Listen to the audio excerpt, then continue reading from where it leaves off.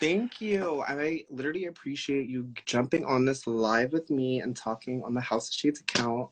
I really appreciate it. Like, I literally adore you so much. Your content is so funny. Like, I'm always cracking up, and you're fabulous. So when do you feel like you got into like makeup and fashion? I guess tell us a little bit about your story. Like, what kind of started Malcolm? Like, what kind of started you getting into everything? Yeah. So I grew up, I'm a PK, I'm a preacher's kid. So I grew up in Ooh. the church, tambourines, choirs, robes, like my life was the church. And that was a great foundation for me, but I actually was more into sports growing up. I was a star basketball player, if I Oh do my say so myself. gosh, me too. This is so What? crazy. You played I, basketball? I played basketball, football, wrestling, baseball, like everything. Like Oh, I was you at, were, oh yeah, you were in it. You were yeah, in it. because my dad Yeah. was macho, so he like forced me to play every sport possible, and I was like good at them. So I'm actually pretty athletic, which a lot of Girl, people I won don't know a that state about me. But championship. I got a ring on my nightstand. I won a whole state championship in high school. Like, don't play with me. I always try to tell well, these dudes too, like, don't let the glam fool you. I will whoop your behind one on one. yeah, yes. Yeah, so basketball was the thing. It's my family's thing. Everyone in my family loves basketball, and I still love it too. But all through high school, that was really more my focus and my journey. It was around junior, senior year of high school. And I'm actually coming out with a YouTube video on Friday about my gay journey and how I knew that I was gay, like the first moment. But it wasn't until like junior or senior year of high school that I realized, like, okay, I can't keep doing this to myself, because what happened was basketball became a construct of masculinity. So the locker room and just being around a team, and they were all like my brothers, but the problem was I wanted to go dance to Janet Jackson in my bedroom. Like, I had this feminine, like girly or feminine, however you want to call it, side, but I didn't know how to express it. I didn't know how to embrace it. And so if I saw one of my teammates coming down the hallway, I could be kikiing with the girls about making the band, but I need to switch up a little bit because my teammate's coming and I don't want him to see me being too girly. Do you know what I'm saying? A lot. Yeah, for sure. Definitely. Then I went to college and I went to New York City. I was like, I'm going to New York. I'm going to reinvent myself. And I was always into fashion, but I never really studied fashion. And when I went to New York, even though I'm right in Jersey across the bridge, like I always tell people, when you go to college, like you have to treat it like you're moving out of your house, really, because then I just had a life in New York City at 18 years old.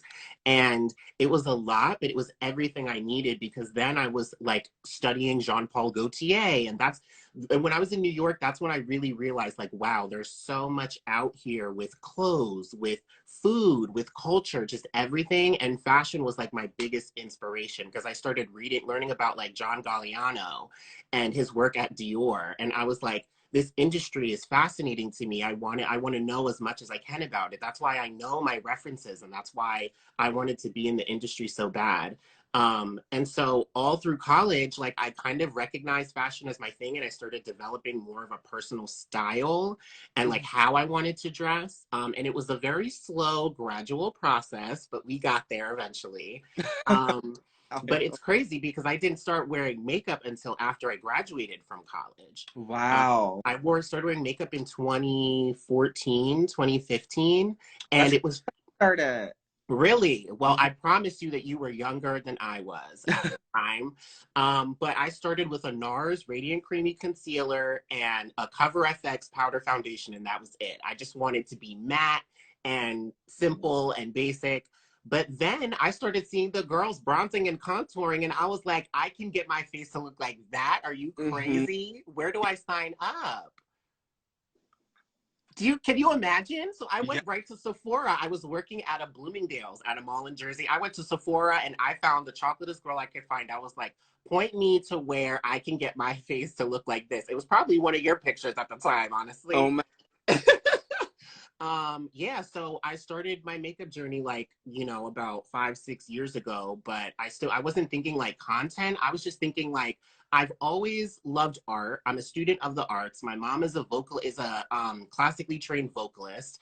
I have backgrounds in music and dance. I ended up studying some dance in college. I was like, makeup just seems to me like another art form. It's just like picking out an outfit. It's picking out a concealer. You know what I mean? And I Mhm. love that. And it just creates the whole moment. Like, I'm just here to serve moments. That's It's it. like the cherry on top. It's like, Yeah. like Right. And yes, it I does, know. yeah, it does turn a lot of heads, especially out in public. And it Mhm. creates, weird questions and weird comments. But that's what we're here for, to answer those questions, to address those comments, and to show people, no, a man in makeup does not mean that he wants to be a woman. It Mhm. just means that he's prettier than your stupid little girlfriend that you have on the side, like it's a mentality that I think is still changing and still growing. But I'm so grateful for creators like you and a bunch of others like Dion, like everybody. You guys have just been paving the way for so long now, and I'm just here to serve looks and give moments. That's it. That's how I feel. Like, did you ever have any like crazy experiences like in public? A, a crazy experience. I don't think I really had one like in public. So my dad also, he was a pastor, but he was also the Secretary of State of New Jersey. Ooh. And I was like 9 or 10 years old at that time, but he was a public figure. So every school that I was in, every, club that I went to, everyone pretty much knew who I was. So like I'm very blessed by that too, because, a lot of, Black gay kids get treated crazy out here in these streets at very young ages. And nobody really messed with me partly because of that, but also because I just felt like I had the confidence, and I'm an identical twin. Like my brother always looked out for me. Yeah, yeah, the Oh plot my thickens, right? gosh. Always wanted to be a twin. Yeah, the plot thickens. Yeah. So, Oh but you god. know what? You know what experiences I have had? It's more so online. I'm sure Oh. you get a lot of them. It's just insane, Kenny. I mean, the amount of just ridiculous fetishes and questions and insinuations. It's just a lot of things that happen on, because people get happy with the fingers and they make a fake Instagram profile with no picture and hit you up like, I think you're the most beautiful thing in the world. I'm like, are you Mhm. going to propose or are we just going to chat? Like, what are we doing? I know. It's like I've gotten some crazy messages. It's like kind of crazy. Oh, I'm sure you've gotten some. Yeah. I'm like, what?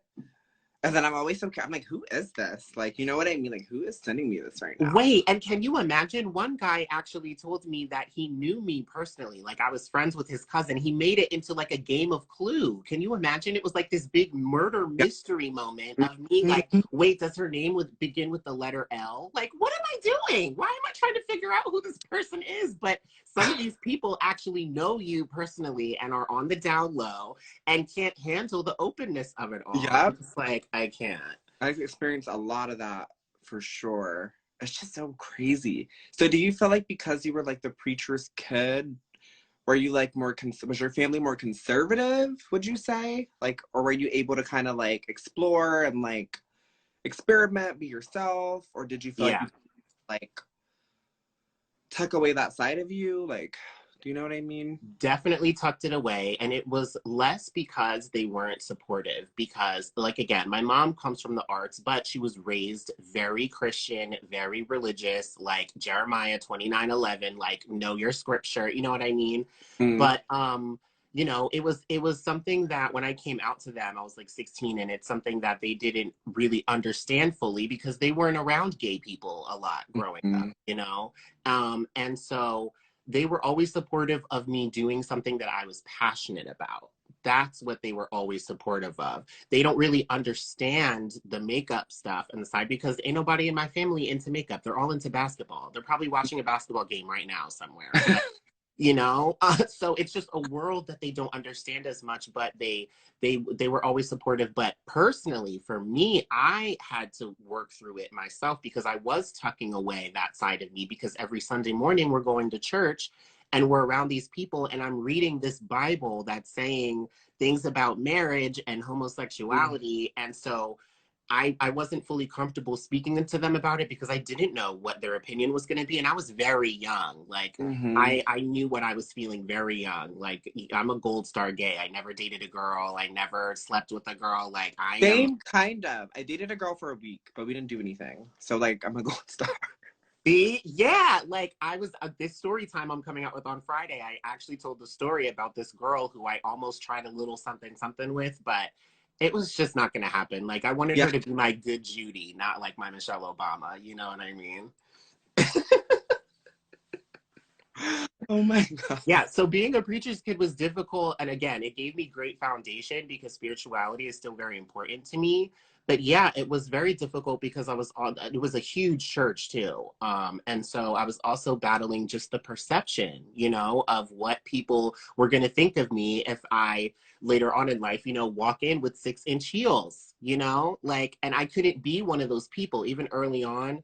Even if I wanted to wear makeup, I wouldn't have been allowed to wear makeup. And that's what was really messing with me. It was like, oh, wow, like I really have to be a certain way in front of these people because I don't want my family to have to deal with rumors or craziness, which they ended up having to anyway. But So yeah, you too. oh That my was gosh, you whole have no idea. People have written handwritten notes to my house, to my mom, to try to like spill some tea or let her know. And I'm about being gay, about like me going to parties in high school. Like, girl, do you understand? I was Regina George in high school. I will destroy your life. Don't thing. ever come for me. Oh my God, because you're the preacher's kid. So people definitely were like, so eyes were on you. Yeah, all the Like, time. And then the politician side came in with my dad, and like that was awesome. Like that was one of the biggest accomplishments I've seen anybody make. Like he was sworn in by the governor. He had a bigger office than the governor in the state house. Like he was doing amazing things, and he was a great example for me. But those accolades, in a way, made it more challenging for me to figure out like, okay, so I really want to sing this new Britney Spears song in the hallways at school, but I don't want the teachers to go and say like, okay, your son is doing the most. He's doing being a little too extra. Because to be honest, not to make myself sound like a dinosaur, but when I was young, people weren't talking about gender or sexuality. I didn't even understand what it meant that I wanted to wear crop tops. Like I thought yeah, that made me a freak of nature or some kind of alien. And literally. yeah, and the church doesn't help. I mean, no shade, but the church doesn't help kids who go through stuff like that. So I didn't know who to go to. Like Yep. I didn't know if I should go to God, should I go to Lucifer, should I go to Mariah Carey? Like who do I run to? No, 100%.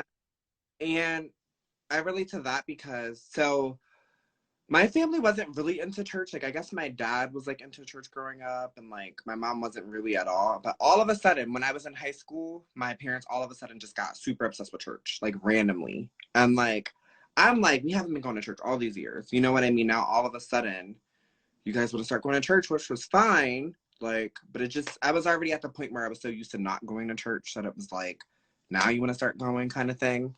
So that kind of transferred into when I was in college too. So when I would come home for the summer, I had to go to church too. But I started wearing makeup and like experimenting with like my look in college. So when I would come home for the summer, like during the whole school year in college, I'm like putting on makeup, doing this, posting online. And the bigger I got, the worse it became because then people started knowing at church and stuff. And like I had siblings who were like pretty big in the church because they would do like a lot of community service and like my family's name in the church was pretty big, I guess you could say. Like they would do a lot of community service and do a lot of like helping and stuff. So it just put a lot of pressure on me because then people started like figuring out about me and stuff and like about like just my like online stuff. So it was really weird because then I would like go to church and like just look normal, I guess you could say. And then they would be like, oh, we saw like Kenny doing this and that. And then it would just make me so uncomfortable to the point where I just stopped going to church. Honestly, I just felt so weird and that, and I think that really put a lot of pressure on my parents. And I feel like that's why they didn't accept me in the beginning for a lot of reasons. I just felt like they were more so worried about everyone else talking about me that they didn't even care about their own opinions about me. They were so focused on like what other people thought about me, not even like what they thought about me. It was like the weirdest situation. And they just recently started accepting me, like 2020. So there was like 6-7 years of them like not even really like supporting me. And that was hard. Wow. You know what I mean? And like, I feel like if they supported me in the beginning, I feel like I'd be a lot further in my career. Because a lot of like my career, I didn't want to do things because I was like, oh, my dad's gonna find out, or they're gonna find out about this, because me and my dad have the same exact name. I So a heard you lot say that, yeah. do, because I didn't want to get my name more attention, and then like, you know what I mean? I just didn't even want to do stuff. So now they're supportive, and that's nice, and I appreciate it. But I wish they were supportive a little bit more in the beginning. Yeah, but I guess everyone has their own like journey, and I get it. It's a little bit of a lot to handle in the beginning, but And honestly, even as adults, it can be a lot to handle, you know? Mhm. I still have days where I get triggered when I start thinking like, oh, you know, I don't want to make my mom too uncomfortable with this, or, you know, if I put this on the internet. And not to say that, you know, I just stopped caring completely, because I'm always going to be conscious of, you know, how my family thinks, but I don't want to be too conscious of how other people think, you know, because like I said, I come from, you know, successful, creative, very ambitious parents. So as long as they see me doing my thing and what I feel, you know, called to do, they're going to be supportive. Like I said, they may not understand it still, you know, like my mom's not going to come in here with like a MAC Cosmetics catalog, like let's shop for blushes. That's never going to happen. But it's also about finding balance with family, you know, like I said, they're not going to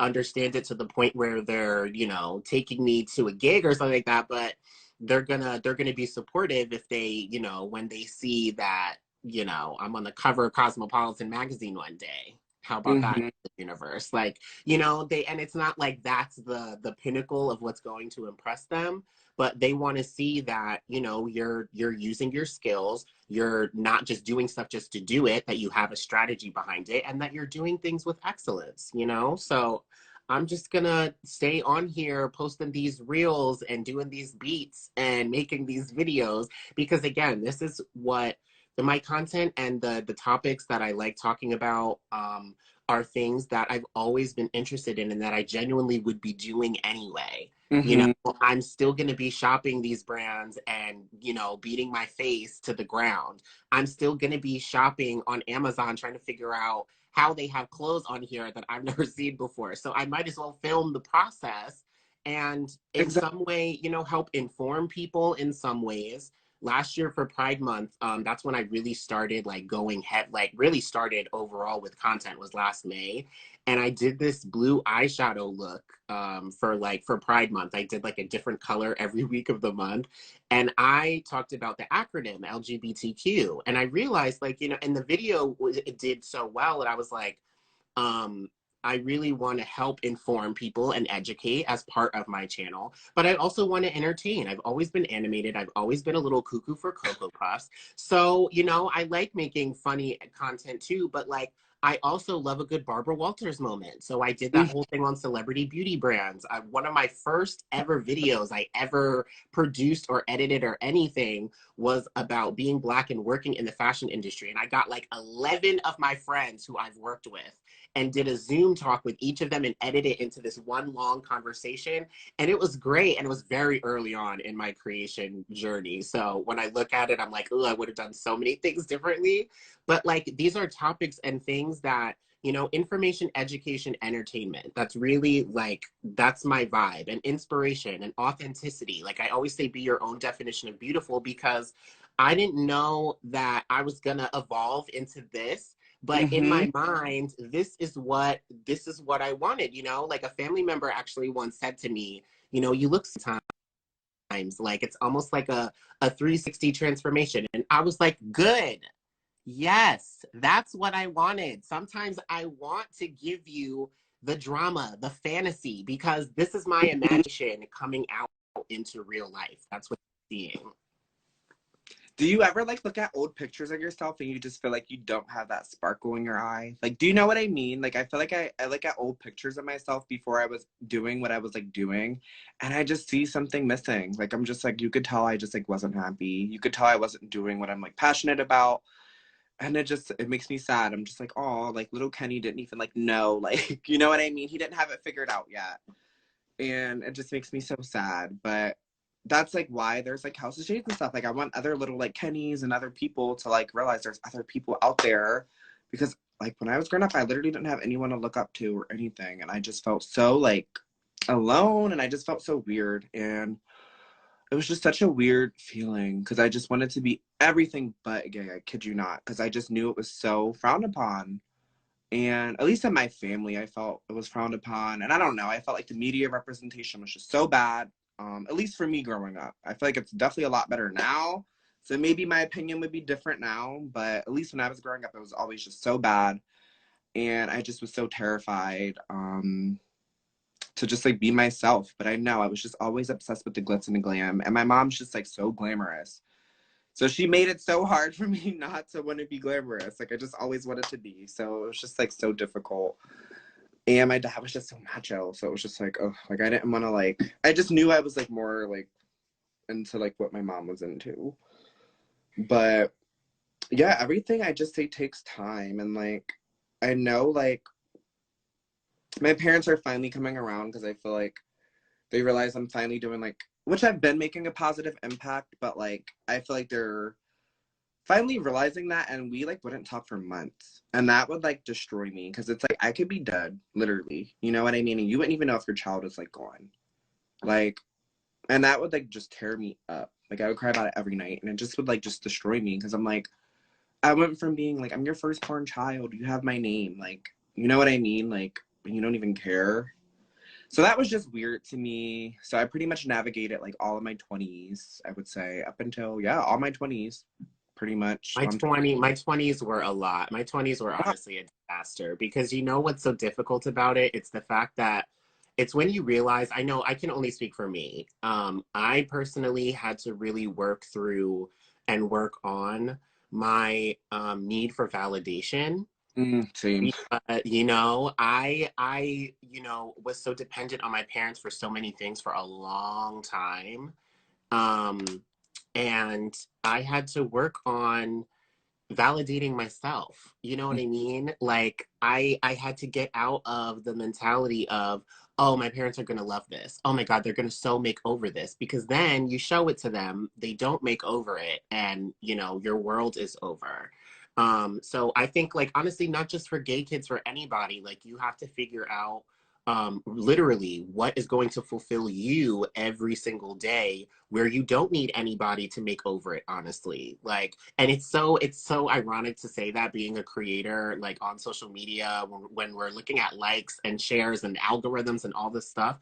But honestly, at the core of it, it has to be something, there has to be something that you have for yourself, you know, that you can be proud of for yourself, that you will validate for yourself, because no one else is going to tell you like, oh my God, that's the best idea ever. Like, you really have to believe in yourself and figure out like how to detach from parental validation, from husband or wife validation. Like, you have to be able to accept yourself fully, and that's the that's the real work. My therapist got paid a No, lot of money to help me do that. no, 100%. I think that comes with everything, because I even noticed like when my parents weren't accepting me and stuff, I was looking for validation in everything, literally everything. I didn't realize then, but I realized now I didn't love myself. I was looking for validation in likes. So to me, my love for myself was likes.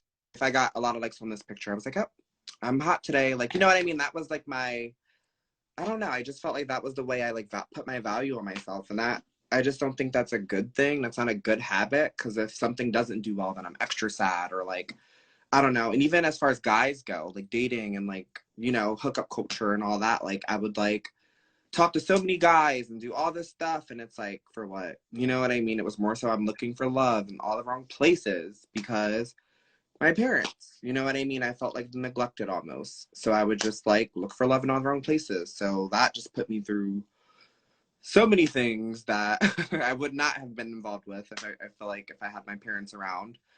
And I didn't just have them to go to really. So that was just a whole thing. But yeah, I definitely feel like self-love, self-worth, and just knowing yourself, and just like what you said, is really, really important. And I feel like that really needs to be taught at a young age so people don't make mistakes, and they aren't peer pressure to do certain things because they're looking for validation and they're seeking validation and all that kind of stuff, because I definitely went through that phase.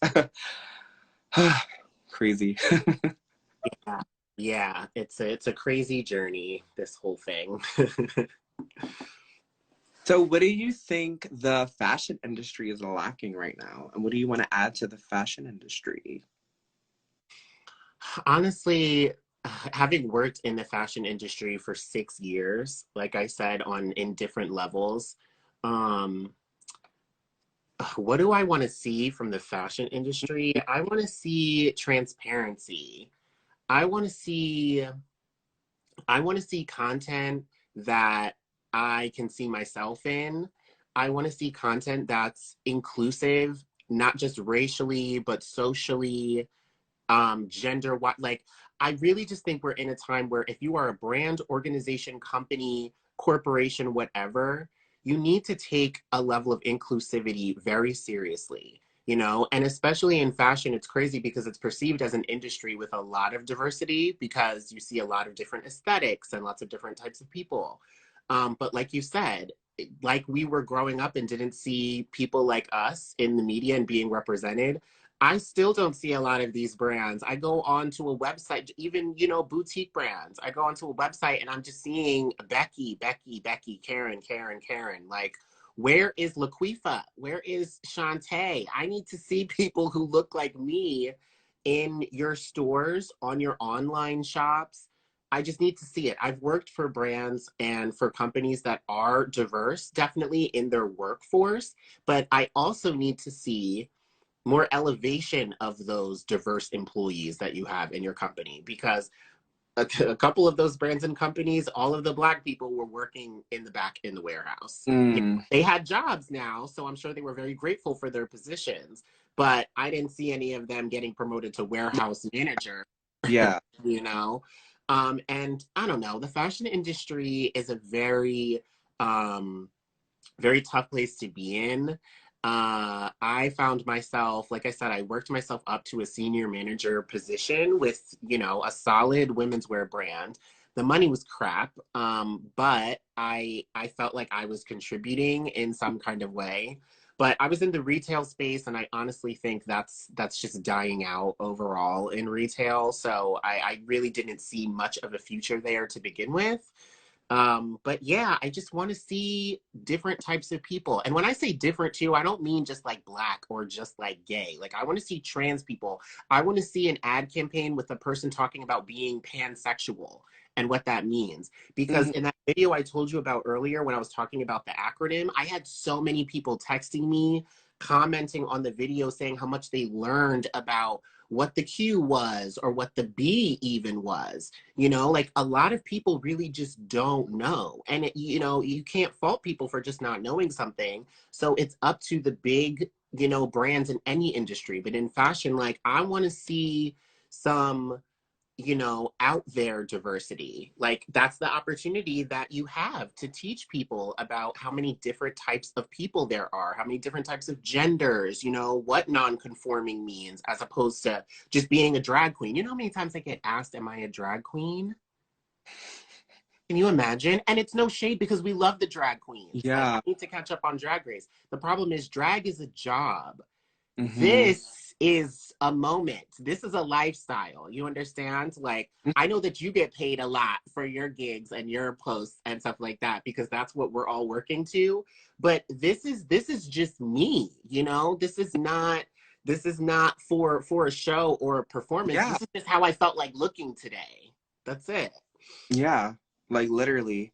And that's the thing. I feel like if brands normalize like representation and inclusivity, then it'll answer a lot of questions. It'll be educating people. So then people won't be as like, I don't want to say stupid, but as unaware and stuff. Because I feel like a lot of times people are like mean and like just do like dumb things and just don't do things that make sense because they don't know about it. So to a lot of people, like, oh, that's weird, or oh, that's just gross, or like they have mean comments because they aren't even aware of it. You know what I mean? To them, it's like, oh, this isn't heterosexual, this isn't straight, this is weird to me. You know what I mean? Or like, this isn't familiar to me, so this is strange. You're weird. And I was watching Zaya Wade, which I love Zaya Wade, like obsessed. And Michelle Obama's, I posted it on my story earlier. They're like, and like Michelle was just spilling straight facts. Like people were just afraid to go out of their comfort zones. And I think a lot more people should go out of their comfort zones. Maybe you should befriend someone you wouldn't normally be friends with. And I'm sure you'll learn a lot, you know what I mean? And you'll probably learn so much that you would just you can enlighten other people, you know what I mean? And I guarantee you, your entire outlook on life will change just by even talking to that one person, you know? And like, I know I've met people that I probably didn't think I'd be friends with, you know, and like I'm friends with them. So I never like to judge people by the way they look, because I think you can learn a lot from everyone, you know. Everyone has a different walk of life. Everyone has a different struggle, and I just think you can learn from everyone, literally anyone. And so I just like to give everyone the benefit of the doubt, and just I literally think you can learn from everyone, you know. And I just wish more people were like that, and I wish more people were open to getting out of their comfort zone. I would love to see a lot more of that in just society in general, as far as brands, people, teachers, like everything. And you know what? Going back to fashion brands, what I want to see more of in terms of inclusivity is gender inclusivity, because I know a lot of brands, you know, have gone unisex, and I love that. And I think that's really important. But in your ad campaigns, in your marketing rollouts, I want the brands to show people how to get out of their comfort zone. And the only way you're going to do that is if you put a billboard up in Times Square, maybe not that extravagant, but if you make an effort in your meetings to say, this pencil skirt would look bomb on Kenny. He's a dope creator down in Pennsylvania. I think we should do something totally different and put a guy in this pencil skirt and make it a statement. Because then, you know, recently I was in your neck of the woods. I was down in PA and I went to this brunch and I met somebody for the first time through mutual friends. And I found out, and I was wearing this beautiful maxi skirt. It was gorgeous. Everybody was here for it. We slayed the girls. It was everything. I come to find out later that he made a comment like about the skirt, like how he was just trying to understand, like, you know, he said something to the fact of he wasn't comfortable with it or he just didn't get it. And that's fine too. But you know, like you said, just start the conversation. Like, I really won't bite unless you ask me to. If you just ask me, like, so what made you wear the skirt? Like, what inspired you to put this kind of outfit together? Because obviously it's not something that is in your register that you've seen before, that you've experienced. And that's fine, but just go about it in a way where you take it as a learning opportunity instead of an opportunity to say something dumb that's going to make you look stupid, that's going to come back to me, and now you're labeled ignorant because you just didn't know how to handle that situation. But it's really not that serious. Men have been wearing skirts since the 1700s. Can you imagine? So it's about comfort level too, but in terms of fashion, it's also a lot about education, because this dude don't know about Elsa Schiaparelli couture and dresses, but like they don't like I can't educate everybody, but all I can do is just give you the visual example of somebody who walks in their truth, who loves fashion, who loves style, who loves clothes, and has accumulated into this glamazon that you see before you. That's all I can do. I love it. And I never even understood why people cared so much. You know what I mean? Like, it's not you. Like, why do you care what I'm wearing? Like, I just never got that. I'll tell you why they care. It's because they've always been curious and they always wanted to, you know, play with a different color in the crayon box, but they were too scared to try. And now they see somebody being so open and playing with every color in the crayon box, and they want to be in the crayon box too. But the problem is you're coloring with black and I'm using red. So it's not gonna work together. It's just not. But that's Yeah. where it comes from. It comes from a little curiosity. And again, curiosity is fine, but it's how you respond to that curiosity. Start an engaging conversation. Ask a relevant question. I always tell people, because they get confused with all the pronouns and stuff like that. A really good just blanket statement is just, how do you identify? That's an easy question for anybody in the community to answer. And then ask them, what was that like for you? You know what I mean? So that we can eliminate the ignorance out of the Mm-hmm. naivete that's just naturally there, you know? And it's not, honestly not even what you say, it's how you say it. And I know that sounds so cliche, but if you come to me respectfully, even if it's like, I feel like even if it's ignorant, but you're like, hey, like, sorry, like, oh my God, you know what I mean? If it was respectfully, I'm probably not even going to be that mad as long as you came to me respectfully. Now, if you came to me disrespectfully, I'm obviously going to be like, you know what I mean? I'm going to have an issue. And I feel like it's been really difficult with being an influencer because I noticed like working with brands and stuff, a lot of them will try to like underpay like Black influencers and stuff. And I'm just like not here for it. So I've been just like trying to limit who I've been working with and stuff. I've been trying to only support brands that support people that look like me. Because before I was kind of just supporting like, you know, like not whoever, but like supporting people that like were sending me makeup, honestly. Especially when I was starting out. Like I was like, oh, you're sending me makeup, yay. But I want to support people that support people like me at this point. Like it's not just about receiving PR or like any of that kind of stuff. It's just like, are you supporting people like me? Period. That's what I want to know. And I've just noticed that a lot of the times they try to underpay Black creators because there'll be like a little white girl with like less engagement than me, something, you know what I mean, along those lines, but they'll pay her like triple than what they'll try to pay me. And it's just crazy. So I see it all the time, or they'll just try to like involve me in the campaign but not really care. You know what I mean? They're just doing it just to get like a black face. Do you know what I mean? So it kind of felt like that for a little bit. But now I'm just trying to make a voice, you know? I'm really trying to like get my voice out there and just make it known that there needs to be more representation out there because it does suck. Yeah, that's why I love House of Shades. Like, this is an awesome platform because, like, it just shows you taking the initiative to say, like, I'm an influencer in this industry. You know, you have years of experience. Like, and as somebody who's new in the space, like, we need platforms that are going to highlight brands that do support people like us. Because sometimes, especially like as new creators, sometimes we're unaware too. Because I'm where you were, where like people want to send me free stuff and promote. I'm like, yeah, send it.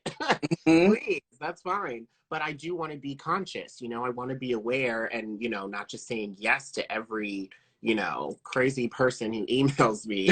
Um, but, you know, it's really important, you know, and I feel like last year, almost around this time, the George Floyd incident really got people woke to where you're spending your money and who you're supporting, myself included. Like, I've been way more aware about shopping Black owned, about supporting, promoting Black owned. But you know what's crazy, Kenny? I don't know. Like I said, like I'm new in the whole space and I'm curious to know like about beauty brands, like um how you feel about the difference between Black gay creators and non-gay creators. Like, do you see a divide there? Do you see Black queer creators getting the attention that they deserve as opposed to Black straight creators? Hmm. That's a good question. I feel like I, gay creators are really in the beauty world more so. I feel like Black creators in general don't get a lot of attention. But I Mm, feel Black, I'll say Black queer creators especially don't. mm. But I'll say in general, like I don't think Black creators do. But like obviously like Jackie Aina, Aaliyah Love J, Jack. they do. But like I feel like they have to work triple. I feel like we just have to work triple times as hard. Hmm. Whereas And I you know feel what's crazy like about that? I have people tell me, it's so crazy you said that, because I have people tell me like, you know, and this is true. There are so many opportunities right now being a Black person, being a gay person, being a person of color in general. But it's crazy to hear you say that. Like, it's still, you know, like brands might want, you know, Black people, more Black people in their campaigns, but that doesn't necessarily mean that's going to be, you know, your moment or your big break. You know, you might be paid three times less than another person doing the same mm-hmm, gig. So, yes, there's more opportunity to be involved with brands and companies that want that inclusion ratio, I guess. But is that really an opportunity for the creator? Because you don't know the circumstances, you don't know the type of people you're about to be working with. You can mm-hmm, just be a number, you know, in a spreadsheet for them, honestly. mm-hmm. I do have a really big collab coming up actually that I did probably in like November. I can't talk much about it, but I think this brand is pretty inclusive and we use them probably every day. So I guess you guys. Yes. But that was an awesome brand and they actually shed light on a lot of marginalized communities. So I'm really excited to be a part of that one. That's amazing. See, that's what we need. The collab with the creators and the brands who actually want to, put forth the right messaging. Yeah, Mm-hmm. I love that. Yeah, so I feel like, yeah, that's what I would say about that. I would say Black creators in general definitely don't have it easy. I feel like it's harder in general, but we have to work 3 times as hard. But I would say if you do get to a certain like point, I feel like you get more opportunities. So I feel like I definitely get opportunities, but it still might not be the same as my white counterparts, if that makes sense. So it's like I'm blessed for the opportunities, but it's like, what are you paying? You know what I mean? Them over there. It's probably not the same. Yeah, that's crazy. That's all I'm saying.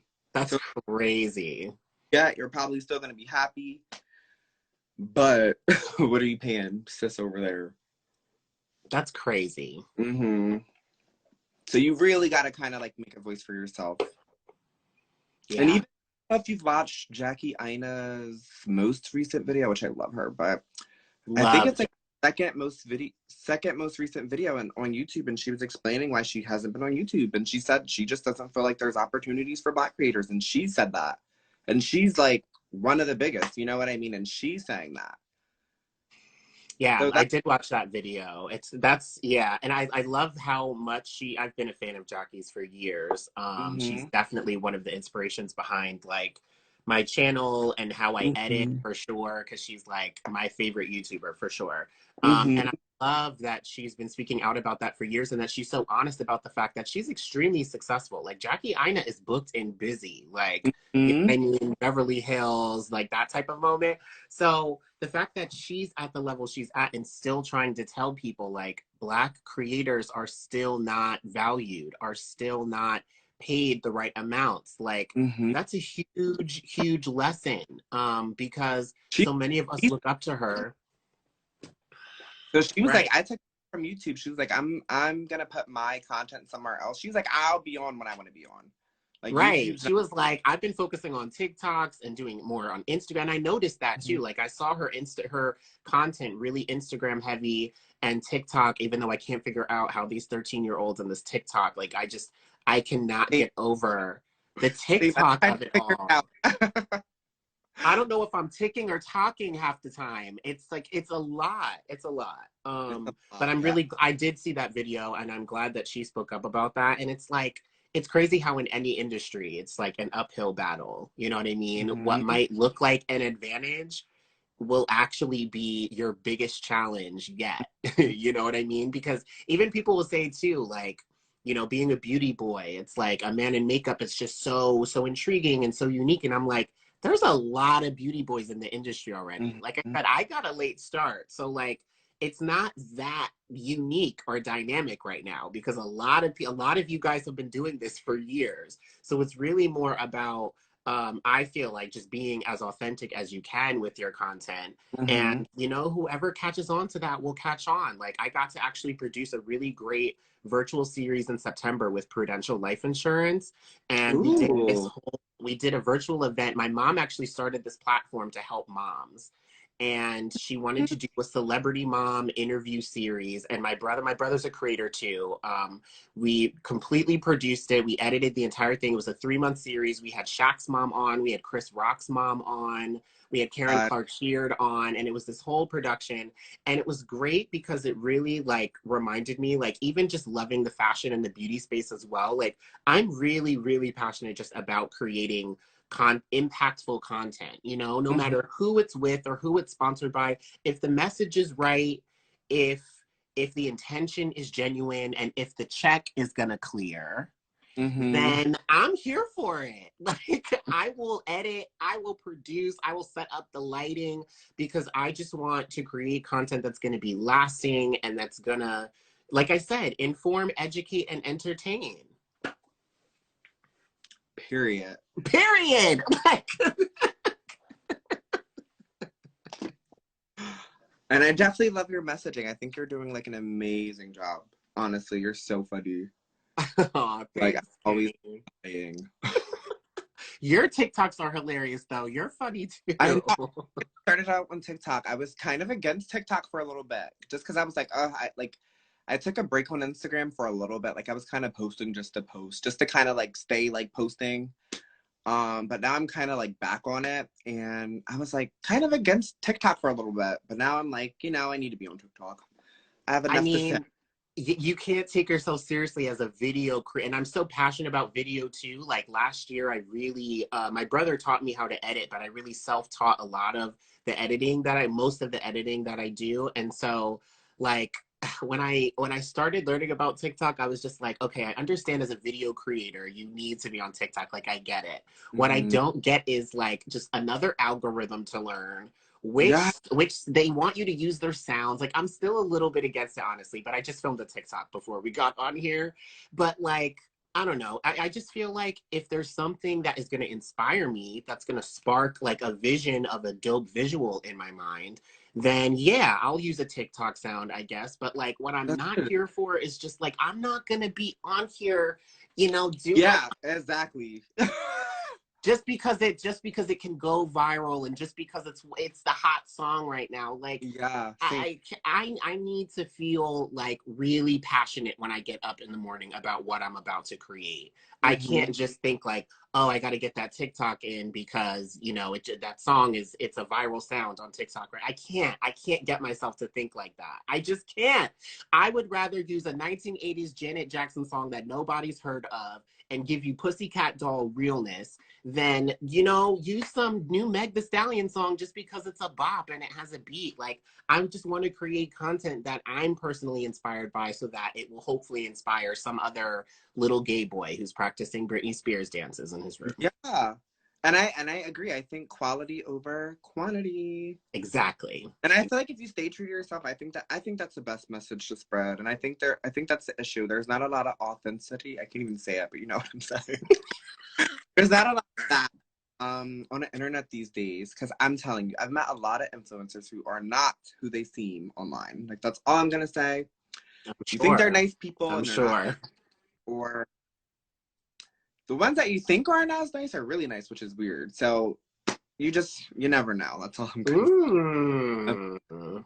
But yeah, you just never know about certain people. But yeah, I feel like as long as you stay true to yourself and you do what you really feel, it's just like in your heart. You know what I mean? And that's what I've been trying to do lately because I did lose focus of that for a little bit. And I feel really good right now. I just feel really good and I'm excited to like create more content and yeah, that I'm passionate about. Yeah, I can tell. I see it in your face. I see it in your content. Like you have that sparkle back, that glow is there. Your Mhm. skin is flawless, and I can't stand you for that because my skin is acting crazy lately. But yeah, you're doing it. Like you're doing exactly what you said that you want to do, and that's the point of all of this. Thank you. So I think this actually might kick us off. Doesn't Okay. Instagram after an hour? Is it after an hour? I think it is after an hour. I'm pretty sure, but I'm waiting for the little timer thing off. Right. It's like clicking down. That's what I'm waiting for because it's 7. Hmm. I don't know, at like 6 something, like 6:01 or 6:02. So I'm Hmm. nervous gonna drop off, and I don't want to lose the live because it's such a good live. We talked about a lot. But yeah, I really enjoyed this conversation. Thank Me you. too. We have to like go to dinner, get glam together. Let's do. I want to collab or do something really fun. We could plan like a trip or something, obviously COVID friendly. Um, Yes. yeah, let's do something soon. I would love Okay. that. Yeah. Yeah, I would We love that. have to. We have to. Priscilla's the one who told me about you. She was like, "Why aren't you doing anything with Kenny?" I was like, Kenny? It was a whole moment. Yeah, Priscilla. Me and Priscilla, we've had some nights, that's for sure. That is my girl. We've had some nights as well. But yeah, thank you so much, Malcolm, for getting on. I love Thank you so much. you. everything. We need to go live again for sure. And we need to hang out most definitely. And we need to collab and film some content together. I'm like such a big fan of yours, as you already know. And again, I appreciate you so much. Thank you for joining. And I love you so much. Thank you. I love you too. Thank you so much. This was like the highlight of my week. You have no Oh, idea. I really appreciate this. This is you're like huge welcome. for me. I really appreciate it. Huge, huge moment for me. I can't wait to do more stuff together for sure. Yes, we're gonna talk like a lot. So I'm Yeah. gonna my number and all that. So yeah. But I love you so much, Bill. I'm gonna I see you. love you too. Have a good one. Bye. Mwah.